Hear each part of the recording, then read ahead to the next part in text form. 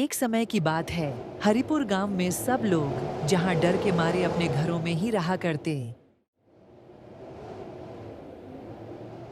एक दिन जब कुछ गांव वाले एक साथ बातें कर रहे थे, तब अरे भाइयों, इस रहस्यमयी गड्ढे ने तो पूरा गांव का निकला बंद करा दिया है। हाँ भाई, तुम सही बोल रहे हो। मैं तो कब से अपने खेतों की तरफ भी नहीं जा पा रहा हूँ। जब भी कोई उस गड्ढे में गिरता, तभी उस रहस्यमयी गड्ढे से 1 घंटे के बजने की आवाज आती थी। तभी घंटे की आवाज आई। लगता है आज फिर कोई उस घंटे का शिकार हो गया है। हाँ भाई, अब ना जाने किसके घर में शांति का माहौल बन जाएगा। गांव में एक बुजुर्ग बाबा भी रहा करते थे, जिन्हें गांव के बच्चे बहुत पसंद किया करते थे। गांव के सभी बच्चे उनके पास आकर कहानियां सुना करते थे। एक दिन उनके पोते की शहर से एक चिट्ठी आई। प्रणाम दादाजी, मैं अपने काम में सफलता प्राप्त करके गांव वापस आ रहा हूँ। आपका पोता दिनेश।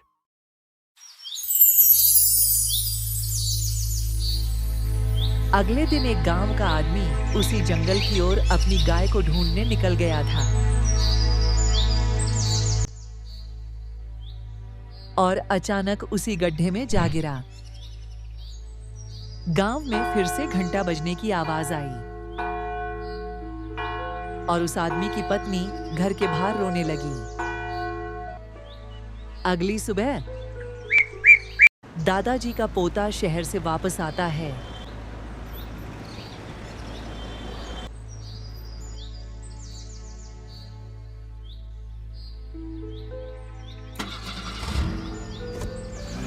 वाह, गांव की बात ही अलग है। गांव की यह हवा, ये हरियाली एक अलग ही सुकून है।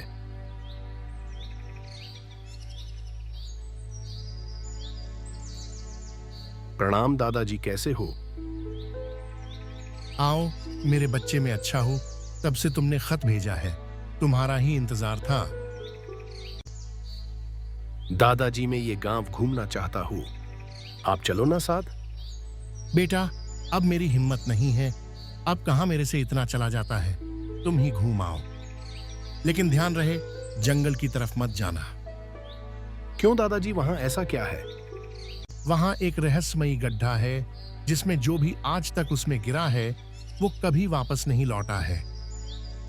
ये सब कहने वाली बात है दादाजी, ऐसा कुछ नहीं होता। दिनेश गांव में घूमने के लिए निकलता है और रास्ते में उसे बचपन के कुछ साथी मिलते हैं।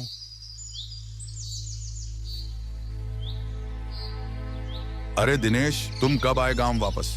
बस भाइयों, कल ही लौटा गांव वापस। यहाँ रहने का एक अलग ही सुकून है। अब गांव में ही रहूंगा, अपने दादा और आप सभी के साथ। अच्छा, मैं चलता हूँ, आज गांव घूमने निकला हूँ। अच्छा दिनेश भाई, घूमने तो जा रहे हो, परंतु उस जंगल की तरफ मत जाना।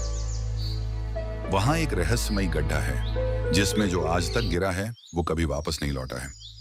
तो थोड़ा ध्यान रखना दिनेश भाई। उस गड्ढे में ऐसा क्या है जो सारा गांव डरा हुआ है? इस गड्ढे का राज मुझे जानना ही पड़ेगा। दिनेश वहां से आगे चलता है और घूमते घूमते उस जंगल की तरफ पहुंच जाता है।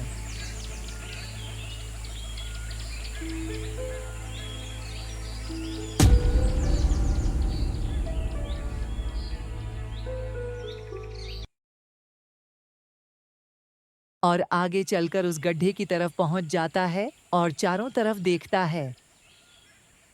अरे, यहाँ कितना सन्नाटा है, दूर दूर तक कोई भी दिखाई नहीं दे रहा है। दिनेश को अचानक एक रोने की आवाज आई और दिनेश उस आवाज की ओर बढ़ा।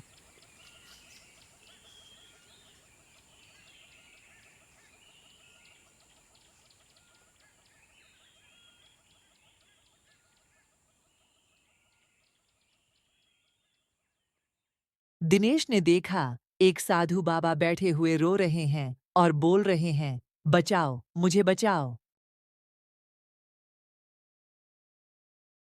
क्या हुआ बाबा? और किससे बचाना है तुम्हें?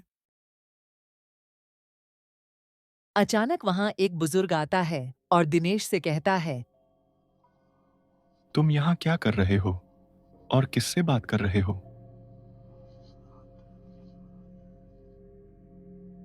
देखो ना, ये साधु बाबा कब से रोए जा रहे हैं, कुछ बता ही नहीं रहे हैं। कौन से साधु बाबा? मुझे तो यहाँ कोई दिखाई नहीं दे रहा है। अरे अभी तो यही थे, अचानक कहाँ चले गए? देखो लड़के, यहाँ से चले जाओ। तुम्हारे लिए यह जगह ठीक नहीं है।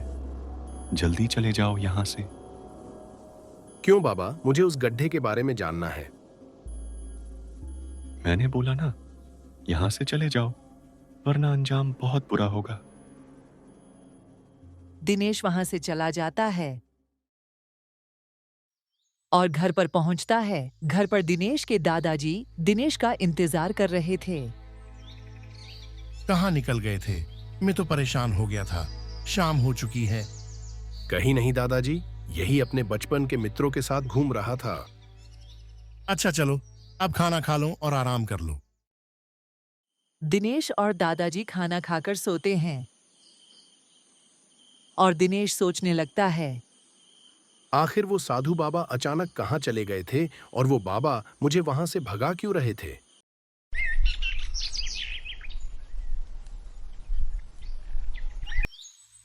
दादाजी, मैं घूमने जा रहा हूँ अपने मित्रों के साथ। ठीक है, परंतु याद है ना जो मैंने कहा था? हाँ हाँ दादाजी, मुझे याद है, उस जंगल में नहीं जाना। इतना कहकर दिनेश उसी जंगल की ओर निकल पड़ता है।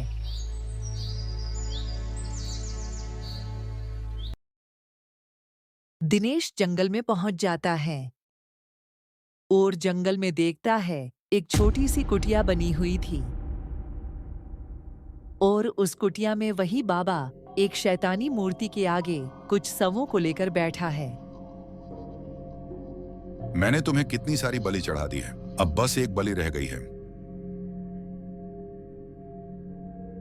जल्दी ही एक बलि और चढ़ा दूंगा और मुझे सबसे अधिक शक्तिशाली होने का वरदान प्राप्त हो जाएगा। अरे ये तो वही बुजुर्ग है जो मुझे जंगल से जाने के लिए बोल रहा था। अच्छा, तो ये है वो जिसने पूरे गांव को डरा रखा है।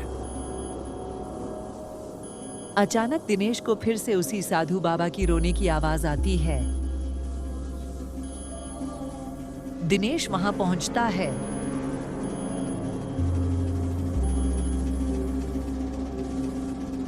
अरे बाबा, आज फिर से यहाँ बैठे हुए क्यों रो रहे हो? और कल आप अचानक कहाँ गायब हो गए थे? बेटा, मेरी पहले ही मृत्यु हो चुकी है। ये जो तुम्हारे सामने बैठा हूं, ये मेरी आत्मा है। इतना सुनकर दिनेश बुरी तरह से घबरा गया। बाबा, ऐसा क्यों और कैसे हुआ? आपकी आत्मा अभी तक क्यों भटक रही है? साधु बाबा ने दिनेश को सारी बात बताई। मेरे पिताजी एक गांव के मंदिर के पंडित थे और हम 2 भाई थे। हमेशा से मैं पिताजी की दी गई शिक्षा से कार्य किया करता था और छोटा भाई पिताजी की दी गई शिक्षा को ना मानकर शैतानी कार्य किया करता था। पिताजी को यह पता चला तो अपने कुछ साथियों के साथ मिलकर पिताजी को मार दिया और कुछ समय बाद लोगों की बलि चढ़ाने लगा। एक दिन मैं उसे रोकने गया तो मुझे ही अपना शिकार बनाकर मेरी बलि चढ़ा दी। तभी से मेरी आत्मा भटक रही है। मेरी आत्मा को शांति दिलाओ। बाबा, मैं कैसे तुम्हारी आत्मा को शांति दिला सकता हूं? शिव के पुराने मंदिर में एक पवित्र जल रखा हुआ है। वो जल लाकर अगर तुम उसके ऊपर डाल देते हो तो वो वही भस्म हो जाएगा। दिनेश गांव जाता है और कुछ गांव वालों को इकट्ठा करता है और जंगल की सारी बातें उन्हें बता देता है। गांव के सभी लोग उसकी कुटिया पर पहुंचते हैं और दिनेश मंदिर में जाता है। दिनेश को मंदिर में पंडित जी मिलते हैं। पंडित जी, मुझे शिवजी पर चढ़ने वाला पवित्र जल चाहिए। क्यों बेटा, क्या हुआ? तुम्हें वो जल क्यों चाहिए?